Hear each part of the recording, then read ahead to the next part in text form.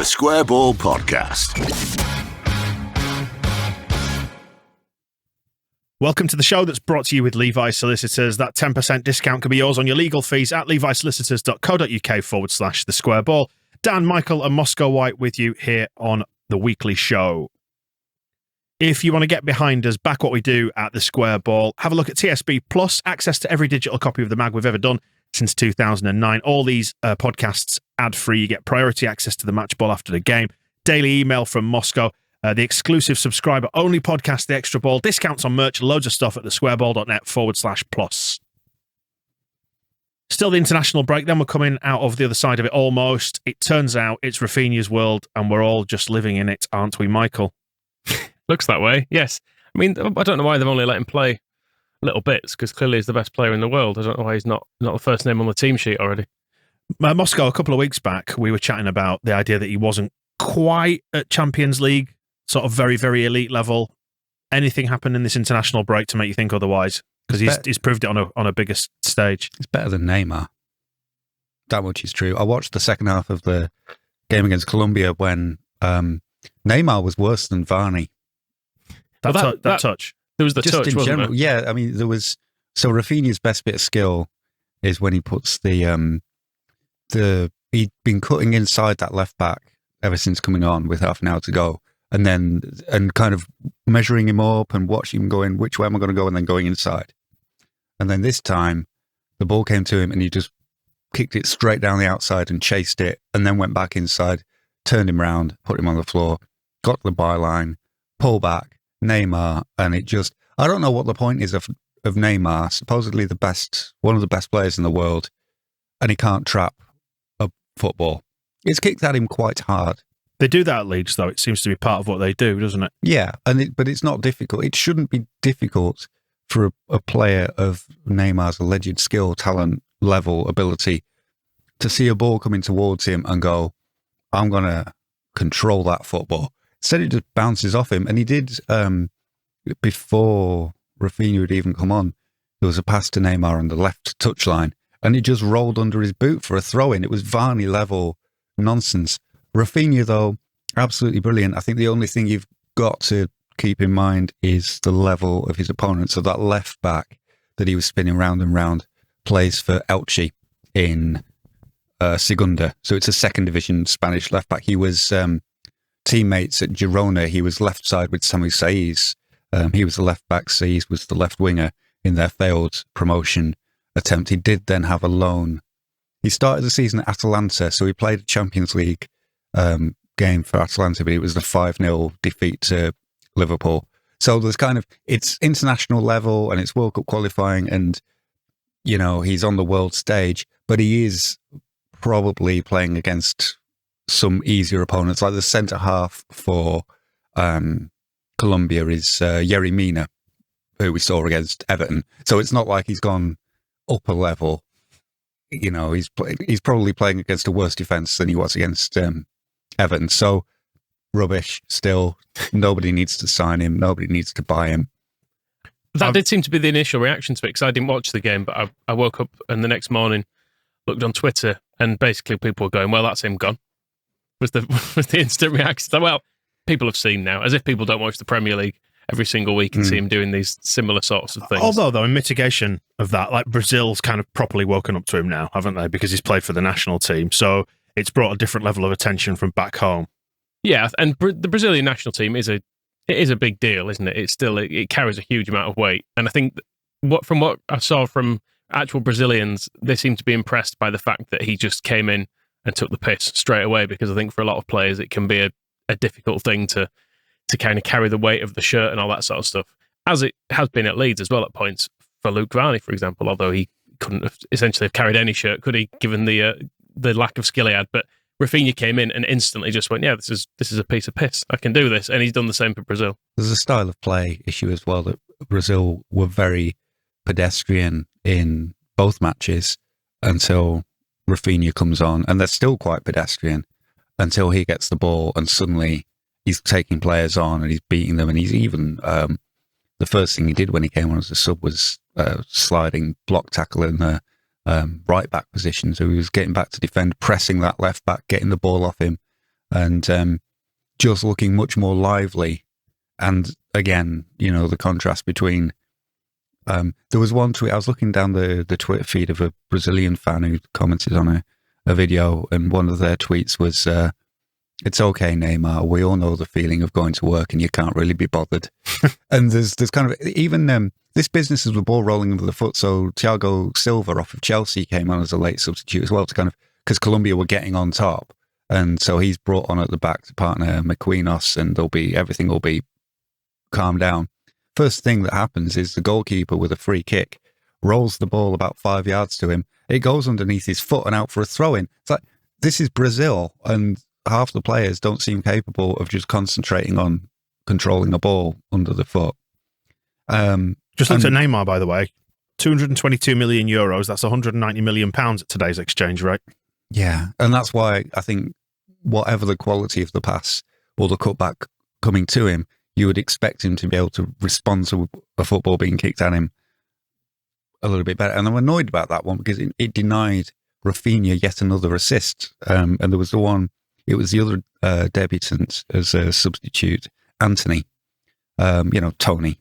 He came on and got on the end. It was actually a good effort and a good save. He got on the end of a cross. That was very nearly an assist for Raphinha. The cutback to Neymar should have been finished. That's an assist for Raphinha.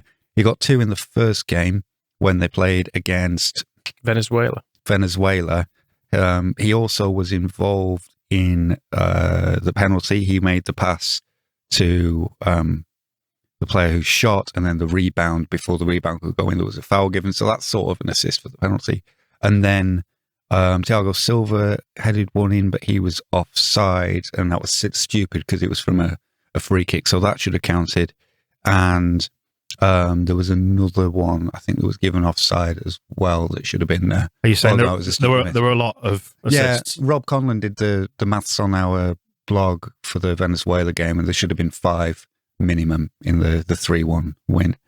But he changed that game as well because they were losing when he came on against Venezuela. He didn't manage to turn the Colombia one into better than a 0-0 draw, but Brazil were looking ready to lose that one before he came on, and he was certainly the best chance they had of winning it was give him the ball. And what was kind of crucial to note was after that chance that Neymar effed up because he couldn't control the ball, the next one was Raphinha running through and playing a 1-2 with Neymar as the wall. So the pecking order had gone. They're not trying to set up Neymar to score anymore. It's Neymar is trying to set up Raphinha running into the penalty area. If you can't do it, I'll do it for you then. Exactly. And he cut inside, and it was only then Mina, who is still a big lad, came over and just blocked his path. So that's the only thing that prevented him scoring. For as much as we are kind of almost accepting that he will probably leave at some point, at least we have the consolation of knowing how much we'll sell him for. You do wonder how that performance and, this international break has gone down in Rennes, where there is presumably a director of football there having to go into work and they go, didn't you sell him? Didn't you agree to sell him for £17 million? And he's going, mais oui. Although your Stade Rennais did just beat Paris Saint-Germain 2-0. So all's well that ends well. So let's not focus about who I've sold. Let's just focus on recent results. Yes, it's not about the money you spend. It's about the results on the pitch, isn't it? And Neymar, Messi, Mbappe, 2-0 to Stade Rennais. And I guess maybe it would have been 3-0 if they had Raphinha. Similar story on the international front. Liam Cooper played for Scotland. Changed the game. I didn't see the Scotland game, obviously, because it's a Scotland game. But I did see Liam Cooper's Instagram, and it was a picture of him kind of being held aloft and hugged after the game. And I thought, he's played, that's good. And then I looked it up, and he's come on in the 95th minute. 10 seconds of action. But I didn't do anything wrong, did he?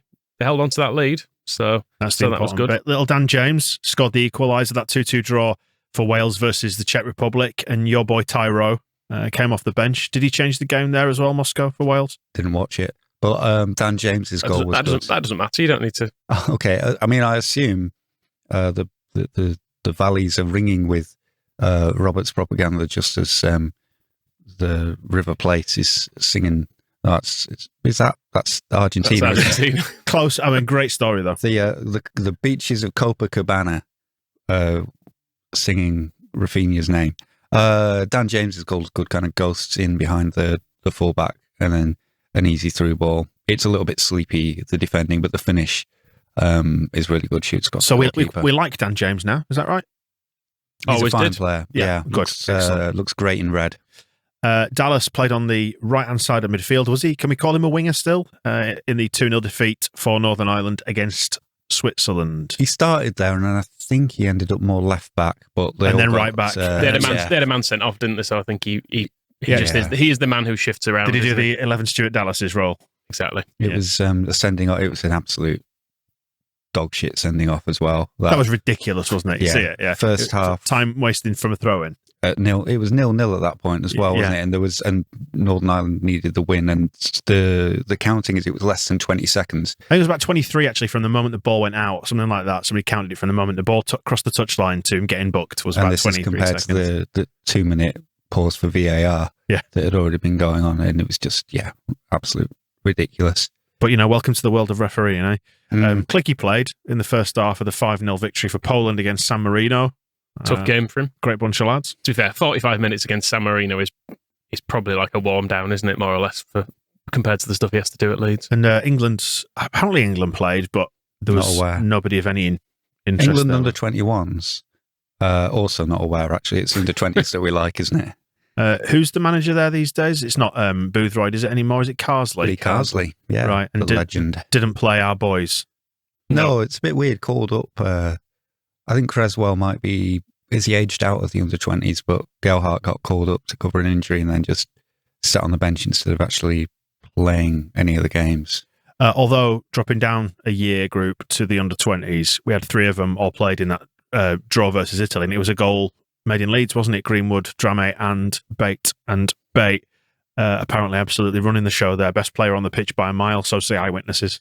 And Drama as well, apparently also very good. I mean, Greenwood's involvement in the goal, you can call it an assist if you want. It's kind of a miscontrol, isn't it? It gets put into the box by Drama and then he has a bit of a touch. What will the record book show, Michael? It'll show Leeds to Leeds to Leeds and a goal. Leeds. Excellent. Meslier played in the 21s for France. Clean sheet versus Ukraine, 5-0. And Chris Klassen will make you jump in the 3-2 defeat to Croatia for the 21s for Norway. I mean, he only conceded 3. Okay, yeah. We're going to go with that one? I watched the highlights. Just move on. And that is all. Have we found a new Bailey Peacock Farrell? A bloody on. I don't know. He looked good in the old the Papa John's the other week. Talk to me. We're not talking about that though. Talk to me about the Croatia game. He seems to. It's funny because he's obviously a very good goalkeeper, but since Leeds United's interest kind of was confirmed, you remember that weekend when he was playing his last games for Vålerenga, and he went apeshit. Yeah, and I don't think he's calmed down yet. I think there's still the, moving to a new country, getting used to all the stuff, all the excuses you could never make for Bailey Peacock Farrell because he came from fucking Darlington. He's Northern Irish. So don't. Of course, he'd had to cross so many borders, hadn't he? Learn a new language. Yeah, I think I think Klassen seems to be going through a bit of an adjustment, and I suppose his whole, it's a reset when you go to a new club and they give you new ideas and you got to start from scratch in some ways. But yeah, he's just getting a bit giddy. Okay, fine. Let's move on. Speaking of Northern Ireland, we've got a club shop now in Belfast, and I did wonder about this, mulling over this overnight. I wonder if this is a way around sort of Brexit issues because it's still in the single market, isn't it? So it means they can ship stuff out of Belfast, probably to the rest of Europe there. Possibly. Or are you suggesting people are just driving it over the border in industrial quantities of Adidas gear getting over there? Probably Eamon, who does our mag work. He's been enlisted to do those midnight drives. I think you've just accused Adidas of trafficking. That was what you said. I didn't. You said they were avoiding customs. It's basically like when you used to go behind the Iron Curtain with a suitcase full of jeans. Yeah. I used to spend all the 80s doing that. The American trousers, getting him over the borders. But no, I'm quite pleased. It is a good sign, isn't it? It's a good sign. I dare say I'll never go to it because I don't live in Belfast and I'm quite near Leeds, but I quite liked it. I liked it when I was growing up and there used to be a shop in Wakefield as well. That was fun. Mm-hmm. But yeah, which do you think seen more violence, Belfast or Wakefield? In recent years, I don't know. It seems to have Well, actually, it's not calmed down, has it, in Belfast particularly? Mind you, I meant to ask you, you went out in Ponty, didn't you? Because we did an extra ball, which is a Q&A, and one of the questions that came in was, with it being the international break, what are you up to? And you went to see some football? I did. I was meant to go and see Wakefield AFC, who play at Fev, but for some reason their game was called off. I think it's because it clashed with an FA Trophy thing and they weren't meant to schedule games or something. I can't remember. It was complicated. But I went to see Hemsworth Miners Welfare against Penistone instead. And the game was abandoned after 70 minutes because, well, there was a double sending off, first of all, which didn't seem anything much, to be honest. Is there bad blood between the two sides? Not as far as I'm aware. But it kicked off a little bit on the pitch, but then as the Penistone player was leaving the pitch, a spectator punched him. Right. And then you're not allowed to do that, are you? No, not really. And then all the players ended up charging over, and there was a melee, you would say. A brouhaha. Yeah, on the touchline, and then the ref just abandoned it pretty much straight away. I thought it was a bit premature. I'd have let it calm down and waited to see what happened, because there were only 20 minutes left. I'd have seen it out. But yeah. I remember back in the 90s, Eric Cantona jumped into the crowd and assaulted a spectator who was saying bad things to him. So the worm has turned. The reverse. Yeah, but, it was good entertainment. It was not a brilliant game, I have to say. There was an absolute screamer scored in it from about 25 yards, like a proper outside of the foot unstoppable shot, that was worth paying for. Mm-hmm. I don't know if I get presumably I'll get free entry to the rescheduled game. I don't know. Yeah, that's a point, actually. Pay £5 to get in there. Contact the local FA. Hold on to your ticket stubs in case of a replay. In fact, we've got a clip, actually. You managed to capture a clip from this game. This is the electric atmosphere. Okay. As it was all kicking off. Here we go. You fucking idiot! You're the one that swore, you prick! Is that the family stand you're in there? There were genuinely some quite scared looking children, but then also there were also some quite scary looking children around who probably could have decked me as well. So I suppose these things even out. But they dragged them straight out of the mines and just exactly don't see much daylight. So it was an interesting day. Did you go out in Pontefract? I did. Yeah, some karaoke bars. Was it a bar pub type? It was a bit like Three Legs if you've ever been in there. Beast Fair Vaults in Ponty. Interesting. Right. Okay. What did you sing? Well, I didn't sign up for this, but someone I was with signed me up for Sweet Caroline.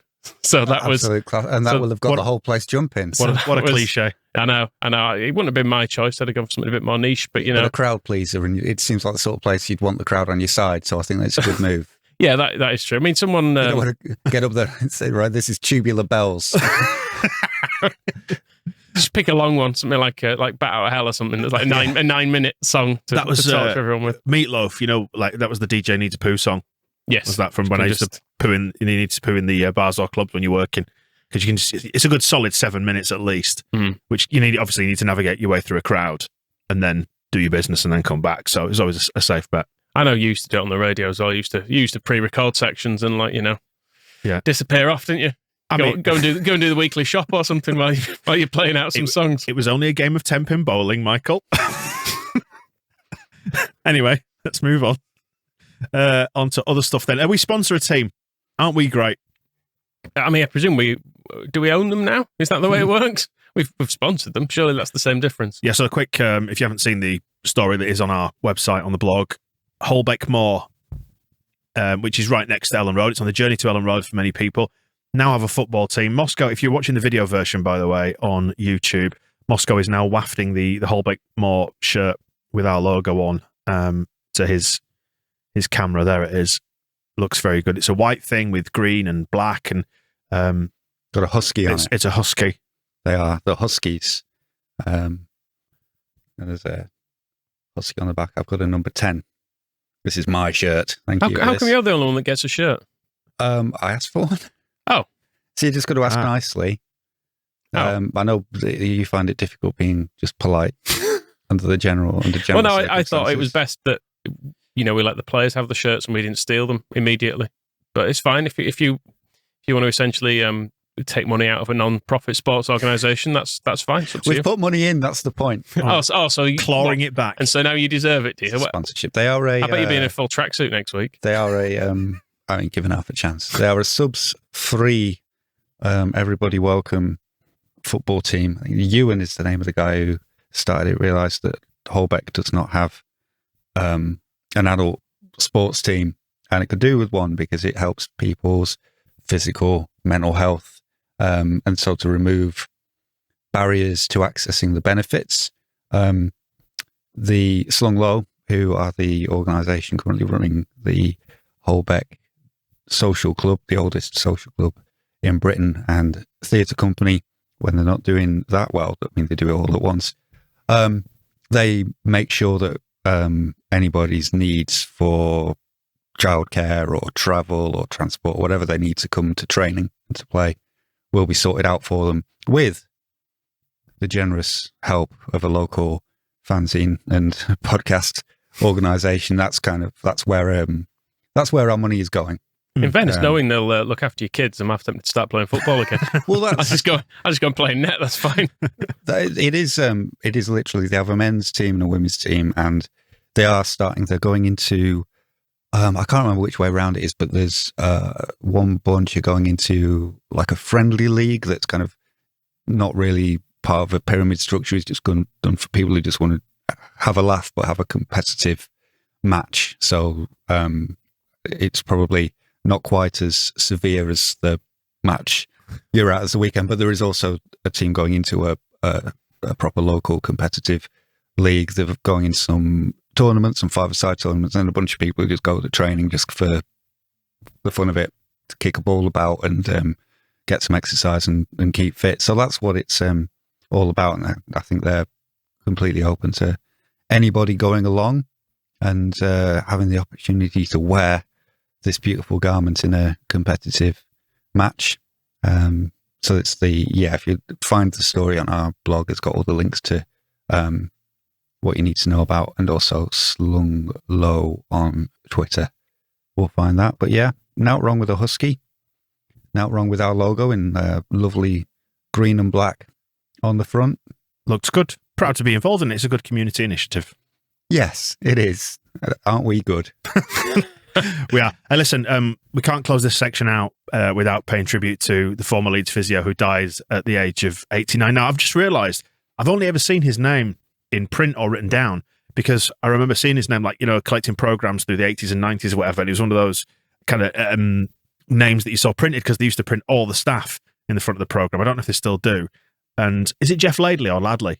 Ladley, yeah, surely. It's got to be Ladley. I think was he on a team photo? Yeah. I seem to remember him from like my early days of Leeds, the kind of Thistle Hotels kits. He was there on the. I can visualise him in the Umbro tracksuit, actually, from about 1987. You might be thinking of Alan Sutton. No, I definitely remember, because the thing with Jeff Ladley is he started in 1976, but then in the early 80s he went away, then he came back, and then around the start of the 90s he went away and came back, and so there was some sort of online confusion, people putting up photos of Alan Sutton, who I can definitely visualise him, though. I can visualise him. He would be at the far end of the middle row from Sutty. But a man who's had his hands on some very good players over the years, and it's just never good, is it, when you lose people? I mean, I know he's nearly 90, lived to a ripe old age of good innings, as the cliche goes, but it's still sad, isn't it, when you see another bit of kind of your childhood or the club's history leave. Yeah, I enjoyed Tony Curry's speaking about him in the Yorkshire Evening Post. He was talking about how there were a lot of sponge merchants in those days, bucket and sponge merchants, but Jeff Ladley was one of the best physios around in his estimation, and used to, you can find some stories of other physios, they trained under him. He was part of like raising standards across the game. And then Tony Curry talks about his last game for Leeds when he played a friendly in, I think it's against Ajax in Holland, and gets whacked and should have come off. And he said, he sorted me out, best physio ever, gave me all the treatment I needed, strapped me up, put some ice on it. I went out on the piss, couldn't play for 3 months, signed for QPR, I was on crutches. Like, well, is that the best physiotherapy available? And actually in the mid-70s, yeah, probably was. Get some ice on it, strap that up. What are you doing now? On the piss? Well, yeah, we're in Amsterdam. Have a good night. He might have said, I probably wouldn't. Yeah. He'd be like, but I really want to go. Well, if you're going to go on the piss, do it on crutches then. Just look after your legs. Yeah. The other good tribute was a mention from him in the book about Doncaster Belles, Chantel Woodhead, who played for them in the mid-90s, and combined that with running Leeds United's merchandise operation. She was bringing that into the 1990s, computerizing it all. And she mentioned in the book about how she's obviously overcoming a lot of the barriers that women footballers had to do at the time. I wasn't sure that the attitudes towards her, wherever she was, whether playing for Donny or working at Leeds, were always the best. But so the one person who always had time for her was Jeff Ladley, who's like, if she had any kind of knock that might have affected her from playing for Donny Belles, and she got an England cap and came to play for Leeds later in her career, any kind of knock, she could go to Jeff, and it wasn't his job, but he would always sort her out, would always give her some treatment and make sure she was fit to play.